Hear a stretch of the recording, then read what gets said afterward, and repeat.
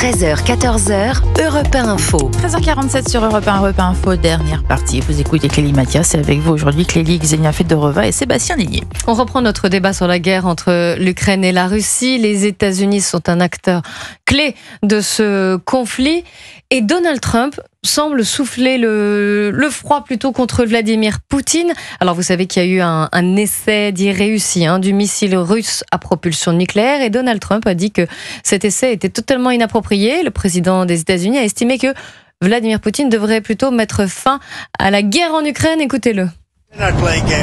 Il ne joue à aucun jeu avec nous et nous non plus d'ailleurs. Nous testons des missiles tout le temps et le fait que Poutine le dise, je trouve que c'est inapproprié.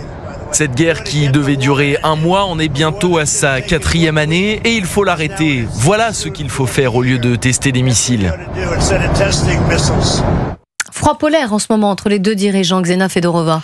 C'est un peu tout le temps comme ça, si on regarde. Oh, il y a eu des périodes plus chaleureuses quand même. Il y a des périodes chaleureuses, il y a des périodes qui Donald Trump est déçu avec Vladimir Poutine. Mais c'est vrai que depuis un moment, il y a eu cette idée d'envoyer le Tomahawk. On en parlait avec vous la dernière fois, ce qui n'est pas le cas aujourd'hui. Mais je pense que Donald Trump, il cherche à mettre la pression sur la Russie par les déclarations, déjà par les sanctions qu'il a mis sur les deux entreprises de producteurs de pétrole. Et en fait, Vladimir Poutine a déjà répondu que la Russie ne va pas prendre les décisions sous pression. On se trouve aujourd'hui dans une situation assez compliquée parce que d'un côté, les demandes de Donald Trump de geler les lignes de front, ce qu'il veut en fait, que la Russie arrête d'avancer. Et la Russie est en train d'avancer. Il y a, je pense notamment dans l'Est. Vous avez peut-être vu, oui, la déclaration qu'il y a une grande partie d'armées ukrainiennes qui sont encerclées par l'armée russe à Tour de Pokrovsk, si je ne me trompe pas. Et en fait, c'est comme dire, là, vous arrêtez, on va prendre le temps, on va réarmer l'Ukraine et après on va continuer. Parce que si on écoute ce que Zelensky a dit, il veut continuer pendant encore 2 ans, 3 ans. Il demande d'aide européenne. Donc, c'est inacceptable pour Vladimir Poutine, évidemment. Oui, mais donc, est-ce qu'il n'y a pas aussi une tentative de déstabilisation de la part de Vladimir Poutine de procéder à ces essais de missiles à propulsion nucléaire? Vous savez, cette missile, c'est plutôt une dissuasion nucléaire. C'est une dissuasion parce que c'est un missile qui n'est pas utilisé pour attaquer, mais ça peut être utilisé, mais ça reste une arme qui n'a pas le même. Il n'y a pas une arme de même niveau aujourd'hui dans le monde, donc ça montre que voilà, la Russie possède une arme. La Russie montre ses muscles. Exactement, pour montrer à Donald Trump aussi qu'il ne faut pas qu'il aille trop loin pour essayer de mettre la pression sur la Russie et pour s'engager dans ces conflits. Sébastien Ligné. Moi, je trouve que cette séquence nous montre que la méthode Donald Trump est en train de connaître ses premiers accros. En fait, Donald Trump, diplomatiquement, il est extrêmement fort quand il a à négocier et à contraindre des pays qui sont inférieurs, entre guillemets, diplomatiquement aux États-Unis.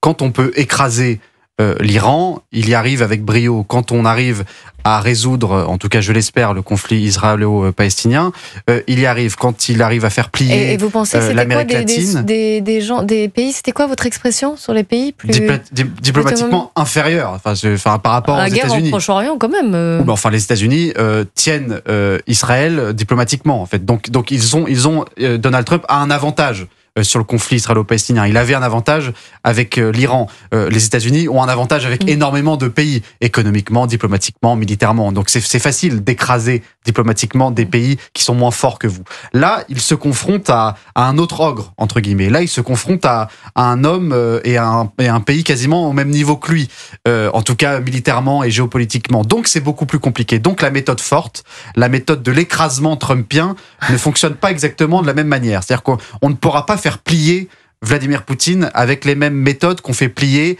le Venezuela ou le Mexique. D'où les sanctions américaines contre et Xenia Fedorova en parlait, contre ces 2 producteurs de pétrole russes. Mais d'où le fait que Donald Trump, et là où je vous rejoins, Donald Trump tâtonne beaucoup. Il a soufflé le chaud à un moment donné avec Vladimir Poutine. On avait l'impression qu'ils étaient copains, ils discutaient, ils allaient se rencontrer, ils sont allés en Alaska, etc. Des périodes de réchauffement et puis des périodes, là oui, de froid glacial. Là, la rencontre qui devait avoir lieu à Budapest, elle a été reportée, c'est inédit. On sent qu'il ne sait pas vraiment par quel bout attraper Vladimir Poutine et ce conflit ukrainien.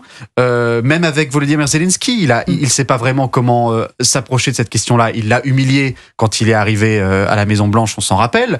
Là, il se montre beaucoup plus conciliant. Il est prêt à aider de nouveau l'Ukraine. Donc, on a du mal à comprendre la stratégie géopolitique de Donald Trump dans ce conflit. Je pense que ça s'explique en partie par le fait qu'il comprend que ce ne sera pas aussi facile que ce qu'il pensait à résoudre. Vous vous rappelez de sa promesse de campagne, vous disiez, moi, en 48 heures, c'est terminé. Je pense que c'était peut-être de la communication politique trumpienne, oui. Mais je pense qu'au fond, il pensait que ce serait beaucoup plus facile que cela, et il est en train de se heurter aux ambitions de la Russie, qui, oui, sont du même niveau que les ambitions américaines. Donc, c'est pas facile. On peut pas simplement faire de The Art of the Deal. Vous savez, son livre où il parlait de ses méthodes de businessman. La méthode businessman avec Vladimir Poutine, qui est dans une guerre aussi civilisationnelle, ça ne pourra pas fonctionner. Donc il faut qu'il trouve une autre manière d'aborder cet homme-là et ce conflit-là. Moi, je pense que ça passe par une désescalade générale, même d'un point de vue aussi linguistique. C'est-à-dire qu'il y a des mots, ça en prend pas le chemin, là, il y a des mots qui sont empruntés et qui sont échangés des deux côtés, qui ne vont pas aider à faire la paix, honnêtement. C'est-à-dire que ce soit Emmanuel Macron et les dirigeants européens qui passent leur temps à insulter Vladimir Poutine qui quand même provoque un petit peu le reste du monde avec ses essais nucléaires, et Donald Trump qui menace Vladimir Poutine. Enfin, tout le monde se menace. On est dans les scènes de western où chacun pointe un colt, chacun sur l'autre dans un cercle, et donc on n'avance pas, en fait. C'est ça qui est insupportable. C'est qu'on n'avance pas dans ce conflit depuis plus d'1 an, et Donald Trump, qui devait être la clé de voûte de la résolution de ce conflit, en fait, n'est qu'un problème de plus dans une équation qui est de plus en plus difficile à résoudre. Vous avez la même lecture? Je pense que ce que vous avez dit, c'est très vrai, mais j'ajoute qu'il y a aussi les intérêts économiques, parce que regardez, avec les sanctions qu'il impose sur l'entreprise de pétrole, c'est les États-Unis qui gagnent.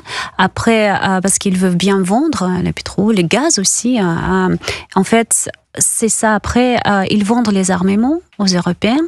Donc, en fait, toujours derrière ça, il y a de profits économiques. Ce qui est un peu intéressant, c'est que quand ils mettent les sanctions sur ces deux entreprises, le prix du pétrole, en fait, s'élève.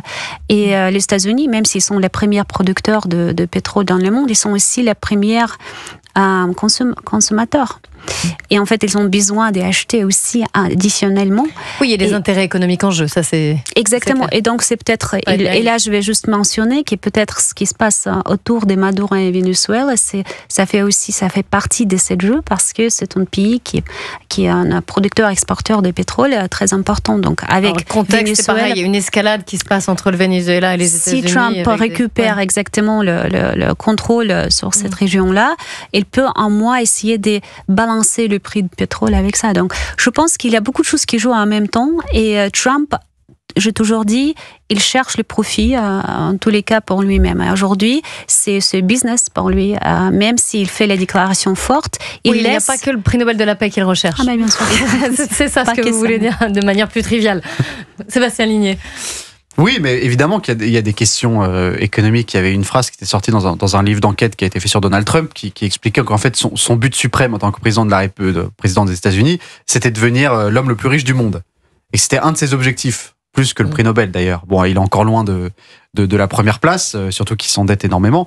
Mais évidemment, en fait, ça reste un businessman, et c'est comme ça qu'il conduit son pays. Alors, ça marche dans plein de secteurs. Ça marche sur le plan économique, ça marche sur le plan démocratique puisqu'il a été réélu après avoir été battu, ça marche sur le plan démocratique quand on peut imposer un bras de fer complètement disproportionné avec certains pays. Maintenant, encore une fois, là, le businessman face à Vladimir Poutine, le businessman face à Xi Jinping et la Chine, ça ne peut pas fonctionner en réalité. On ne peut pas débarquer dans une salle de réunion et d'une conférence de paix avec des discours de businessman et des discours un petit peu préfabriqués d'ailleurs, et tenter un rapport de force qui est complètement illusoire en fait. Donc oui, la diplomatie c'est aussi c'est un art, hein, ça s'apprend. Et la diplomatie à ce niveau-là, oui, ça ne s'invente pas dans une entreprise et dans la Trump Tower.